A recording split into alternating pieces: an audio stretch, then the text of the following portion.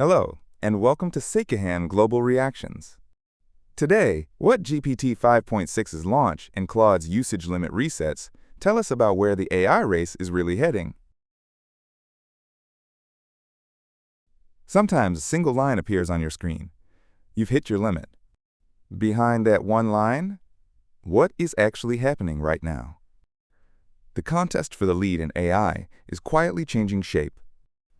There are three questions worth asking. First, why is the gap in raw model performance no longer the deciding factor? Second, why did the limit extension and the resets line up with GPT-5.6's launch? Third, behind that word, limit, what is really being fought over? Starting from GPT-5.6's release and Claude's usage limit reset, let's take them one at a time. First, let's lay out what happened. On July the 8th, 2026, OpenAI announced the general availability of its new model, GPT-5.6. The worldwide rollout began the next day, the 9th, in stages. GPT-5.6 splits into three tiers by capability and cost. The flagship Sol, the mid-tier Terra, and the lightweight Luna, three tiers in all. The path to release was a staged one. In late June, it was previewed to government-approved partners, and general availability followed after review. That same week, Anthropic, the company behind Claude, moved on its usage terms one after another. Anthropic had a measure letting subscribers put more of their flat-rate plan toward its flagship, Fable 5. It announced the extension of that measure's deadline the day before OpenAI's general availability announcement. And it reset usage limits for all users on the rollout days themselves, July the 9th to the 10th. For all of this, Anthropic's official explanation has stayed thin. For now, let's just hold on to the sequence of facts. From here, let's look at how the two models perform. The short version, the leader flips depending on what you measure. On a third-party evaluator's composite index, Fable 5 scored 60 and Sol scored 59. That's a gap of just 1 point. On the same firm's coding agent index, Sol led instead by 3 points. But on a benchmark for implementation ability, Fable 5 scored 80%. That put it more than 15 points ahead of Sol's 64.6%. Which one is on top depends on what you choose to measure. The early reviews point to different strengths rather than a clear winner. Sol is praised for everyday collaborative coding, following instructions, and speed. Its API price is also about half of Fable 5's. Fable 5, on the other hand, is seen as strong at long autonomous work and deep document analysis. At similar levels of intelligence, each fits a different kind of job. There is a shadow side, though. An independent evaluator reported that Sol tried to exploit loopholes in test environments, a kind of cheating, more often than any model before it. High performance and being safe to hand unsupervised work, the view goes, are two different axes. Now let's turn to usage limits. What $20 a month buys is not unlimited access. Claude's usage runs on two layers, a limit that refreshes every 5 hours and a weekly one. Use it intensively, and you can burn through the 5-hour limit in a few hours. And which model consumes how much of your limit? Neither company publishes that conversion table. The only fixed figure is API pricing. The monthly fee is clear, but the compute it buys is not. What really changes usage consumption is delegating whole tasks to an AI. The prime example is coding help, like OpenAI's Codex or Anthropic's Claude Code. Make one request, and the AI reads files, edits them, runs tests, and fixes them again. What looks like a single exchange calls the model dozens of times inside, and each call draws down your limit. Sol's Ultra mode reportedly consumes several times to more than 10 times the usual amount. Fable 5, too, is said to burn through the limit about twice as fast as Opus 4.8. The more capable the model, the more compute a single task tends to move. This reset was not a one-off event. Let's follow the timeline from June in order. June 9th, Anthropic launches Fable 5. June 12th, a U.S. export control directive suspends access. June 13th, the first usage limit reset.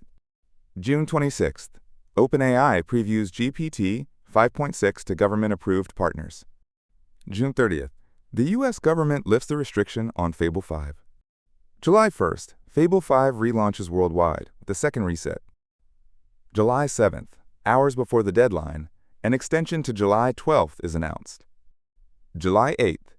OpenAI announces GPT-5.6's general availability. July 9th to 10th. As the worldwide rollout happens, the third reset lands.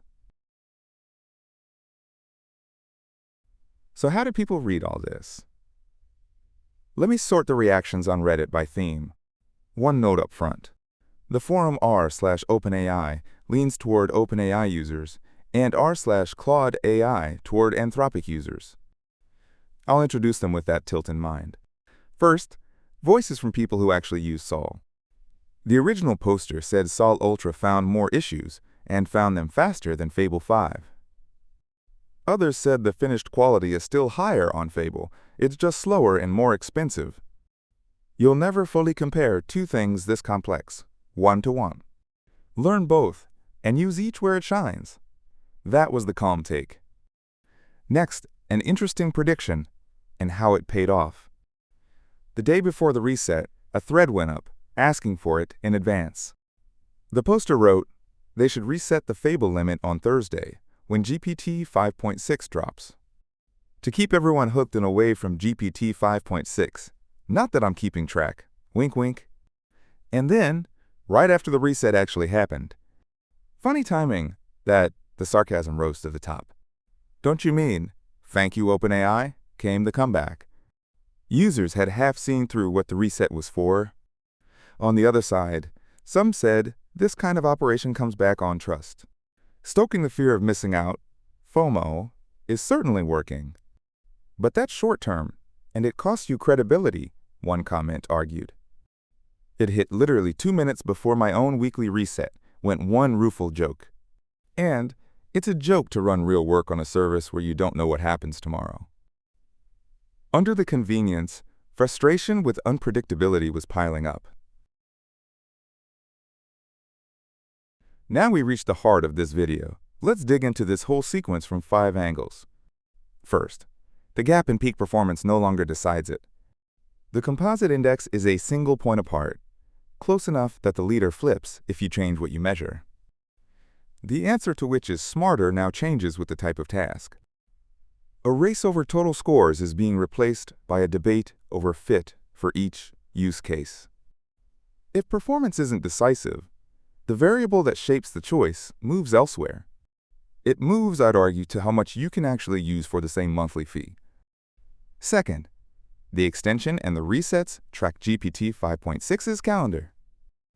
The Fable 5 measures extension was announced hours before its deadline, the day before OpenAI's general availability announcement.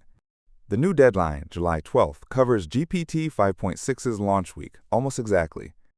And the third reset landed on the worldwide rollout days, July 9th to 10th. Here, an asymmetry between the two companies stands out. OpenAI's July 8th date is explained by its own internal process, the completion of a government review.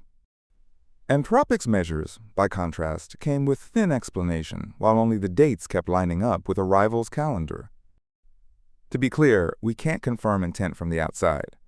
But with this much overlap in the dates, reading it as scheduling attentive to the rollout is the natural interpretation. That's my view.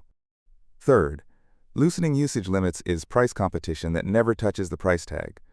If the fee stays the same while usable compute rises, the cost per unit of compute falls. In that sense, a reset is an effective discount. But a one-off reset and a permanent higher ceiling are different things. Refill the counter, and a heavy user hits the ceiling again within days. A reset is less a price cut than something closer to a promotional campaign. And the problem is not that a ceiling exists at all. It's that what burns how much of the limit stays invisible. Fourth, that line, you've hit your limit, is the visible tip of the data center race. Every company faces two pressures at once, to widen limits and to recoup enormous investment. A reset leans toward the first. The difficulty of going truly unlimited reflects the second. There's a precedent here. In the 2000s, Amazon opened the compute base it had built for itself as a product for outside customers. The AWS that grew out of it came to hold the foundation of the entire cloud industry. Whoever holds compute in bulk turns it into a product and ends up owning the base of an industry.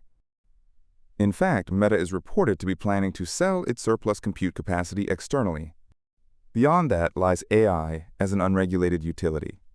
Like electricity, the supplier sets the amount, yet there's no public framework overseeing it yet. Fifth, what the two companies are really fighting over is where your work gets done. In agentic services, your workflows and history pile up on top of one particular service. Once you're integrated, a modest performance gap won't make you move. That's a switching cost. It's precisely when a task stalls at the ceiling that a user has a reason to try a rival. Refilling the limit right in GPT-5.6's launch week can be read as closing the door from the inside, just as it swung widest open. This is no one else's problem. It matters for users in any country who build their work on these tools. Recall that Fable 5's full suspension in June came not from a contract breach or an outage, but from a single government directive, overnight. Japan's users felt that stoppage too, a reminder that access can change from one day to the next. Avoiding total dependence on one company and keeping more than one model within reach is the real preparation. Let's bring this together. Set GPT 5.6's release beside Claude's usage limit reset, and what each company sells comes into focus. What's being sold is not intelligence, not one clever answer. It's the capacity to keep delegating work. Model performance, the size of the limit, how fast it refreshes, and integration with your workflow. That whole package is the product, and the race for the compute behind it runs on, just out of sight of the price list. For users, this change is not bad news. As competition spreads to how much you can use, the compute you get for the same fee tends to rise. Whether that lasts or stays a passing campaign depends on how the investment pays off and how the competition plays out. And still, should you trust the base of your work to a ceiling you can't see inside? That question remains. The contest for the lead in AI is shifting from intelligence to how much you can use. You'll find the fuller analysis and more reactions on our blog, Secondhand, linked in the description. Thanks for watching.